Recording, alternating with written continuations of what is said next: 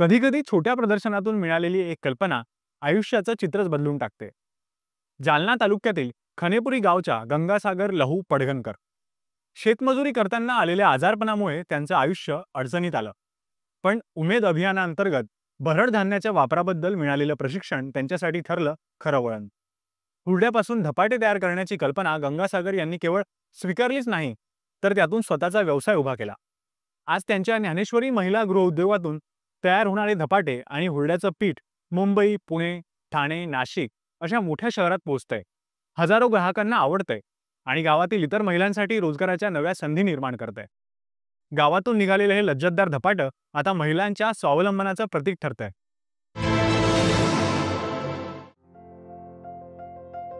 काही काळापूर्वी गंगासागर या शारीरिक व्याधींनी ग्रसित होत्या. त्यांचा दवाखान्याचा खर्चही अधिक असल्यानं त्यांना पैशांची गरज भासत होती. घरी बसून आता काय करावं हे त्यांच्या मनात सतत चालायचं. एकदा त्या कृषी विज्ञान केंद्रातील प्रशिक्षणासाठी गेल्या. तिथं त्यांना डॉक्टर संगीता गायकवाड यांनी ज्वारी या भरडधान्यापासून धपाटे निर्माण करण्याची कल्पना सुचवली. धपाटे आणि धपाट्याचं पीठ शहरात विकता येतं आणि चांगलं उत्पन्न मिळवता येतं हे लक्षात येताच त्यांनी या व्यवसायाची सुरुवात केली. आज पुणे, मुंबई, नाशिक, हैदराबाद यासारख्या शहरात मोठ्या प्रमाणात त्याची विक्री होत असून धपाट्याच्या पिठाला प्रचंड मागणी आहे. कारण हुरड्यामध्ये खूप प्रथिने असतात, लोहाचं प्रमाण पण खूप असतं आणि शुगरच्या माणसाला पण हुरडा अत्यंत उपयुक्त आहे. संकल्पना माझ्या मनात आली आणि मी हुरड्याचं पीठ तयार केलं. गंगासागर यांनी गावातील महिलांना सोबत घेत बचत गटाच्या माध्यमातून धपाट्याच्या विक्रीची सुरुवात केली.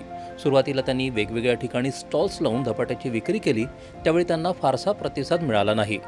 आता काय करावं हा प्रश्न उभा ठाकला. त्यांनी खचून न जाता हुरड्याच्या पीठ विक्रीला सुरुवात केली.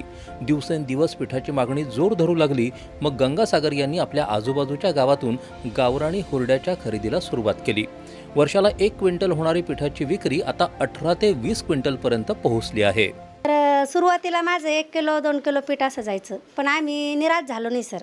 नंतर माझ्या मिस्टरांनी मला खूप प्रतिसाद दिला आणि आम्ही हे माझा पिठाचा ब्रँड तयार केला. ग्रामीण भागातील महिलांना गंगासागर यांनी भरडधान्याचं महत्त्व समजावून त्यांना उत्पन्नाचा राजमार्ग दाखवला आहे.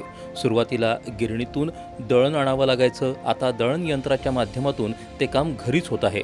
यात ठराविक प्रमाणात गहू, हरभरा, डाळ, जिरे, ओवा इत्यादी साहित्य एकत्र करून धपाट्याचं पीठ तयार केलं जातं. सध्या या पिठाला 150 रुपये असा प्रति किलो ठोक भाव मिळत आहे.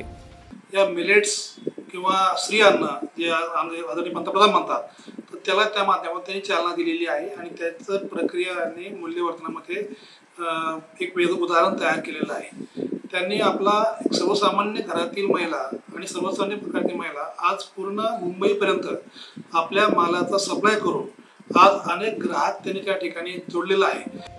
गंगासागर यांच्या प्रयत्नामुळे आता संपूर्ण महाराष्ट्रात त्यांची उत्पादनं पोहोचली असून त्या अधिकाधिक निव्वळ नफा कमवत आहेत. त्यांच्या लज्जतदार पिठामुळं त्यांची व्यापाराची कक्षा वाढली आहे.